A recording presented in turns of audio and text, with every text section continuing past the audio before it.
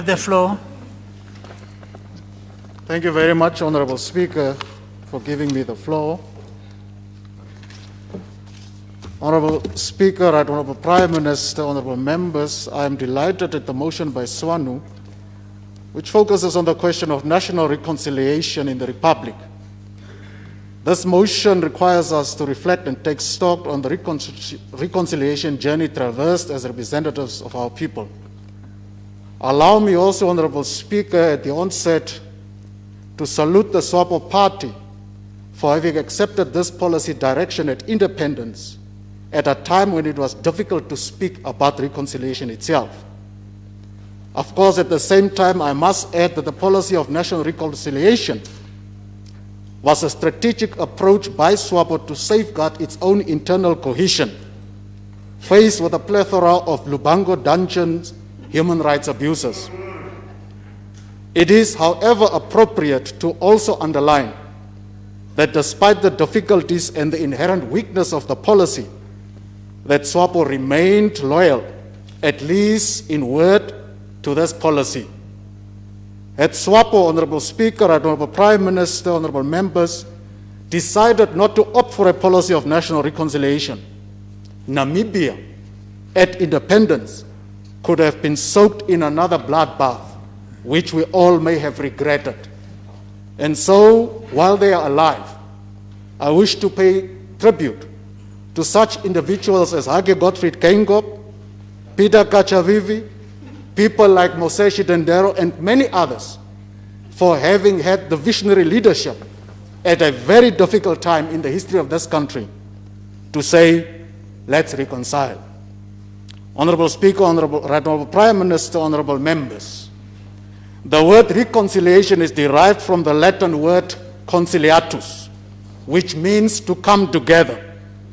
In that sense, therefore, reconciliation was and remains a clarion call for all countrymen and women to come together under the banner of Namibia and to pursue the interests that are so dear for us and for our children.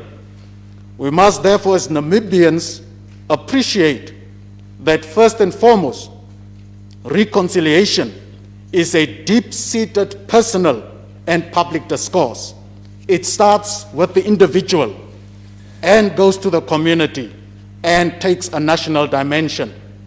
And therefore, we must, while we are doing so, draw lessons, as the Honorable Kapofi said Tuesday, from the experiences and the policies of our neighbors and from around the world, so that we can draw our strength and courage in pursuing further our unique effort toward national reconciliation. Honorable Speaker, I take Zimbabwe, as did the Honorable Kapofi, that at independence in 1990, Prime Minister Robert Gabriel Mugabe, after a bloody civil war for independence, stated, and I quote, that our nation requires of everyone to be a new man, with a new mind, a new heart, and a new spirit, end quote. He further went on to state categorically that, and I quote, nothing is so mean as for the powerful to turn vindictive against the vanquished, or for the victor to press his advantage too far, end of quote. We all know, Right Honorable Prime Minister, Honorable Speaker, that reconciliation efforts in Zimbabwe failed. We, of course, wish them well as they are trying to rebuild their country with yet another reconciliation effort. Right Honorable Prime Minister, Honorable Speaker, Sierra Leone, Rwanda, Colombia, Chile, Ireland, and other countries have been hard at work to reconcile and unify their people. Ireland, after the Good Friday Agreement, is continuing with reconciliation efforts. Sierra Leone has a program called One Fambul, or the One Family Program, that aims to bring development to grassroots and foster greater social cohesion. Colombia is also moving steadily forward to engender social compact and solidarity. Honorable Speaker, Honorable Prime Minister, honorable members, we take note that reconciliation is an overarching process that includes the search for truth, justice, forgiveness, healing, and so on, according to David Bloomfield. It also means finding a way to live alongside former enemies, to coexist with them, to develop a degree of cooperation necessary to share society with them, so that we live better together than we were doing so separately. Therefore, Honorable Speaker, honorable members, Namibia at independence had come from a very unique and bloody experience in an advance toward freedom and independence. From the 1904-1908 German genocidal war, which the Honorable Kawana quoted eloquently, which saw over 120,000 of Herero, of Mandero, Damara, Nama people killed.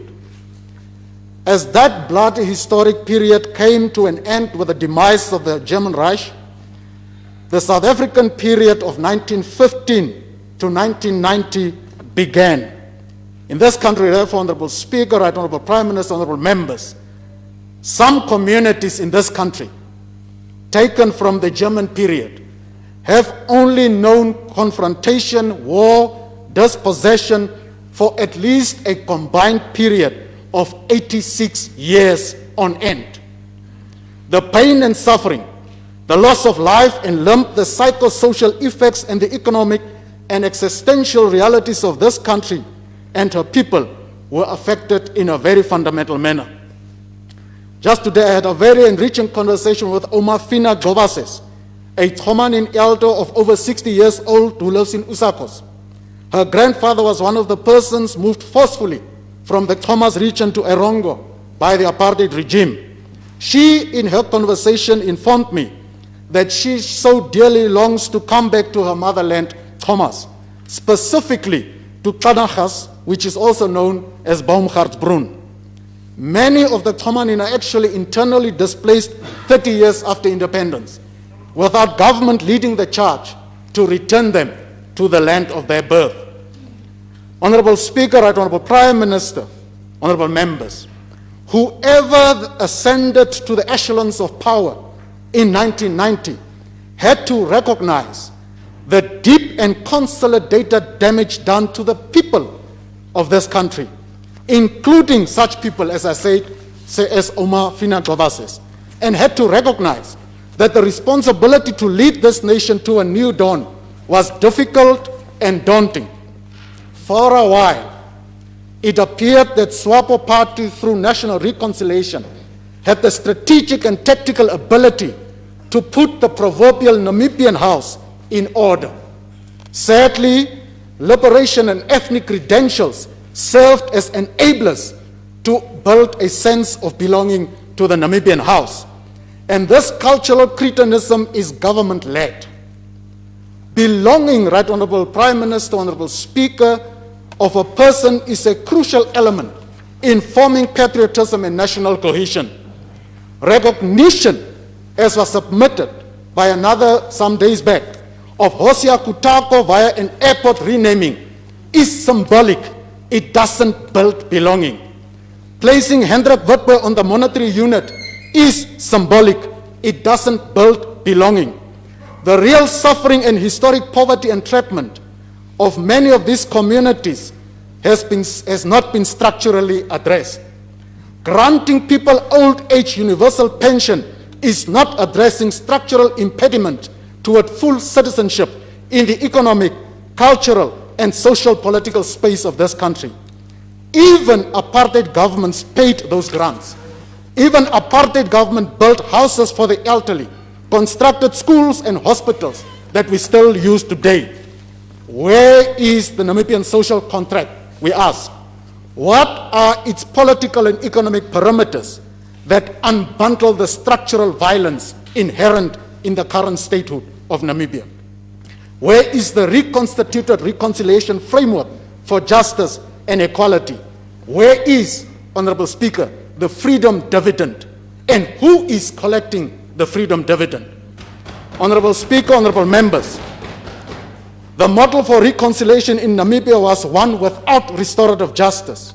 There are two models, one with and another without justice. So as we have a reconciliation framework without restorative justice, the structural, social, political, cultural, and economic transformation of our communities could not be rejuvenated.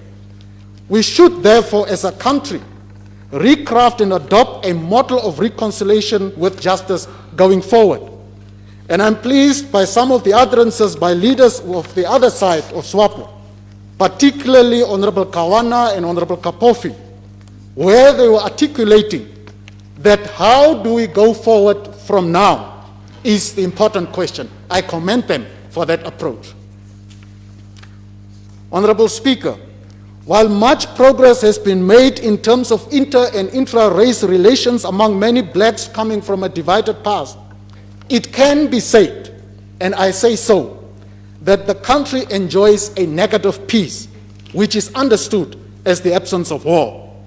To qualify this narrative, Honorable Speaker, Right Honorable Prime Minister, Honorable Members, when we as LPM began to speak of the land question, some senior political office bearers in government stated that those that want their land back are dividing Namibians, that we will deal with them as we dealt with the apartheid regime, that these people want civil war, and so forth.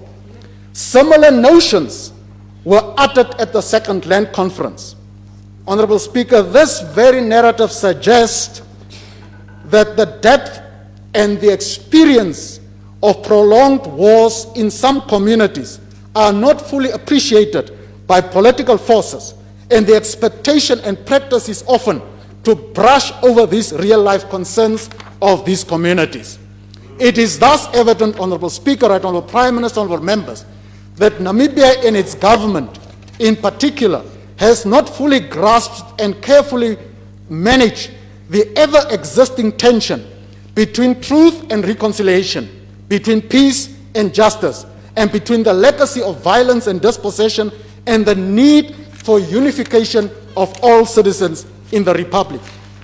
Honorable Speaker, it is contained in our analysis that a deliberate effort is made to craft Namibia and its historic experiences in one national nexus of the 1960s.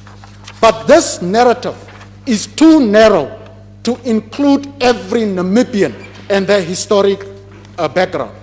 For instance, the Bontleswart uprising of 1922, resulting in bombing raids in Varambat and elsewhere, is unique to that community.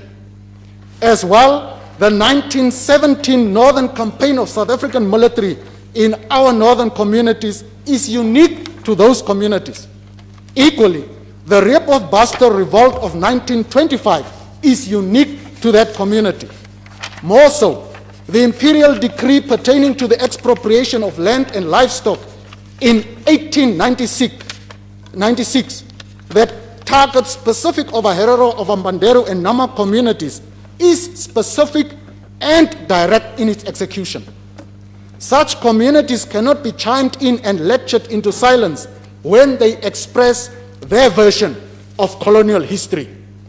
The memory of those communities regarding loss of life, limb, poverty, and livelihood remains powerful.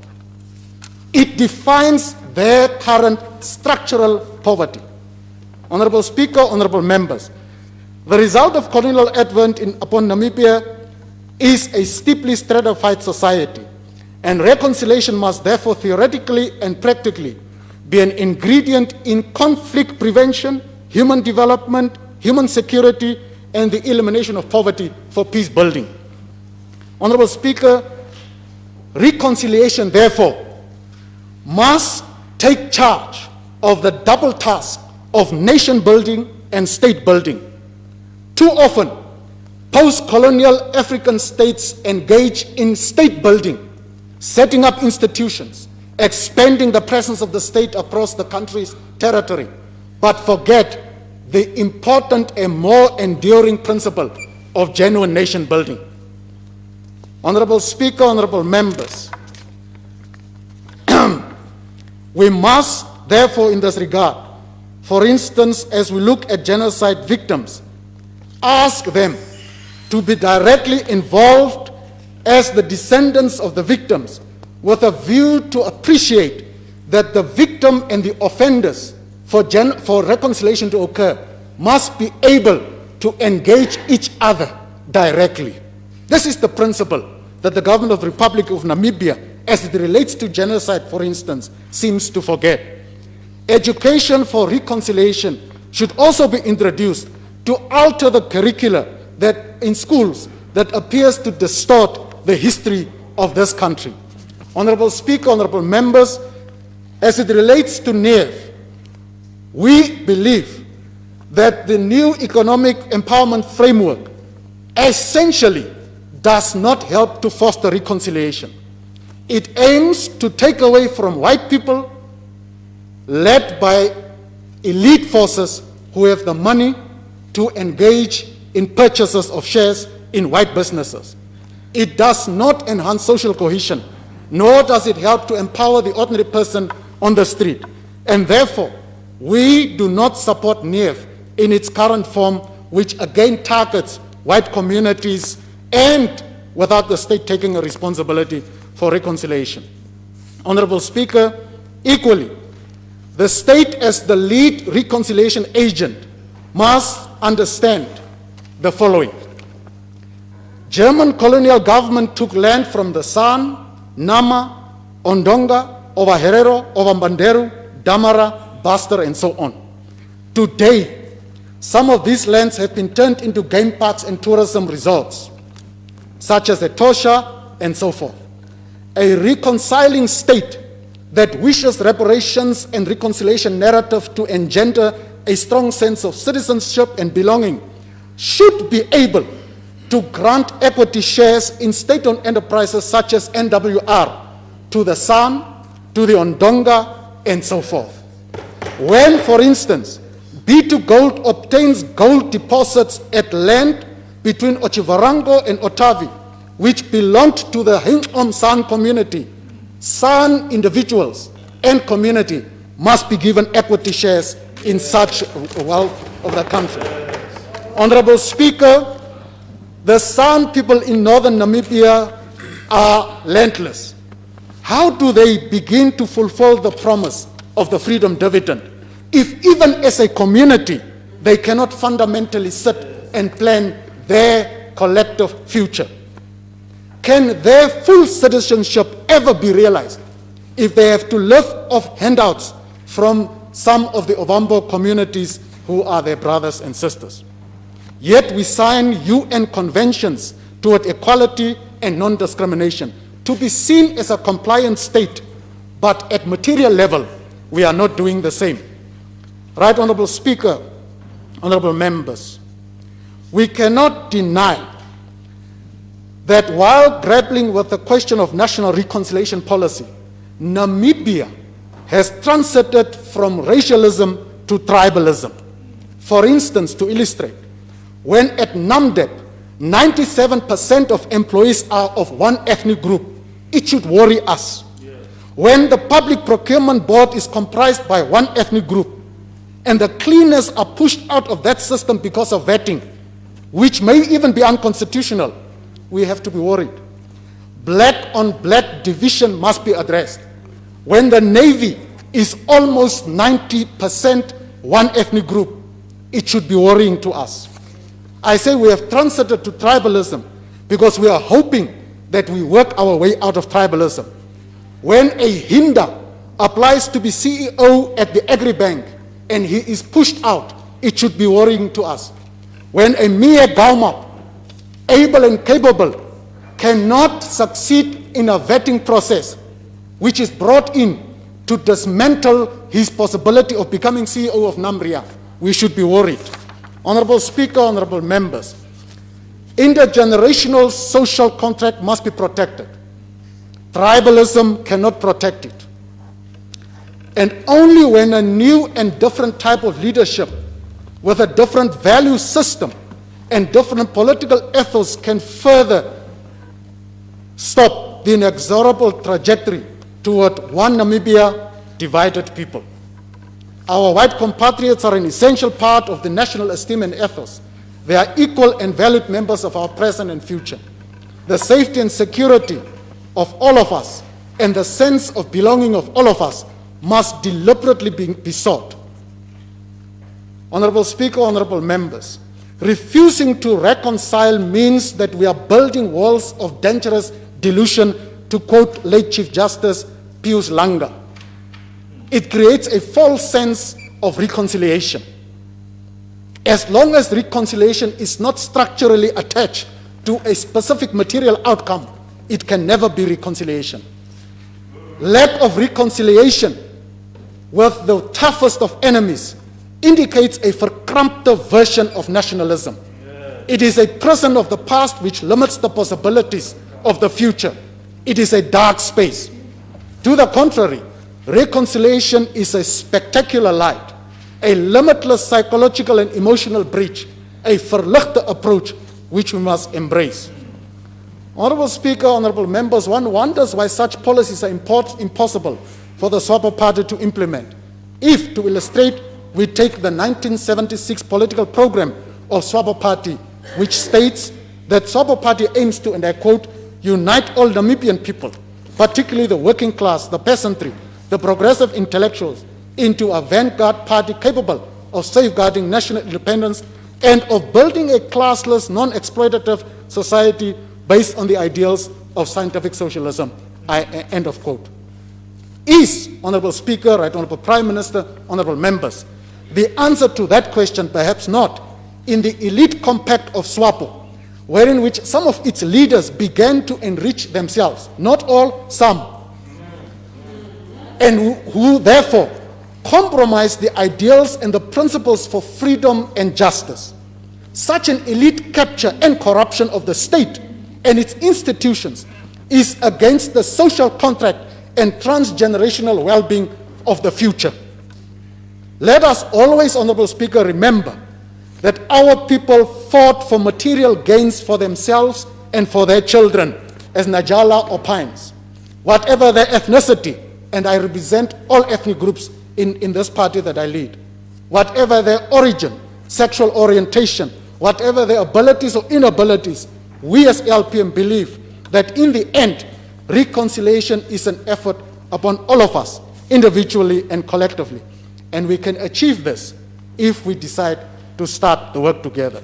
I therefore, Honorable Speaker, while we have difficulties with the content and the substance articulated in the motion in some measure, for instance, in the creation of a TRC, which we do not see as a way out, we nonetheless, in the outer broader limits of and the peripheral outlayers of that motion, support its content. Is that a point of order? And so on.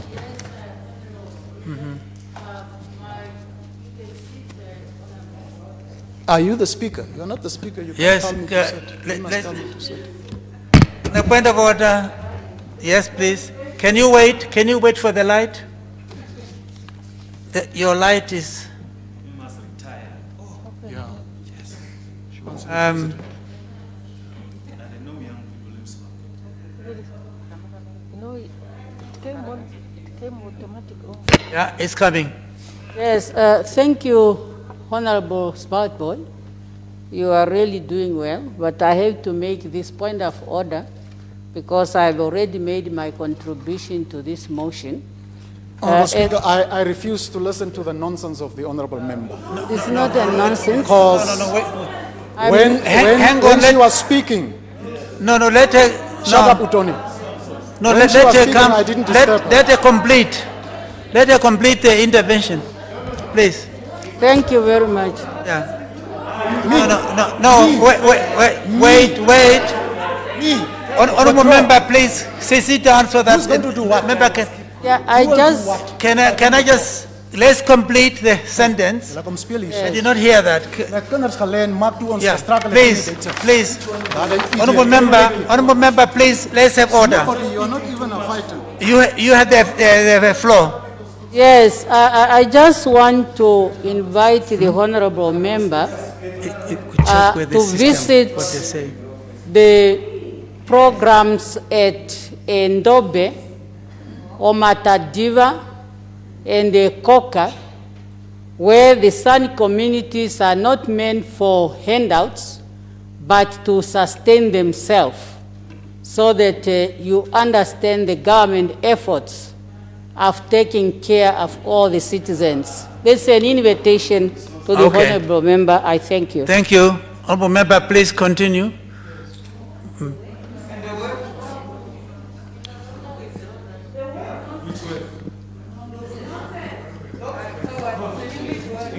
You are a young girl and we please, embraced please. you when you got the job. No, not Be dialogue. careful. Honorable member, Be careful. There are direct limits your to what you can intervention push this way. careful. Yeah.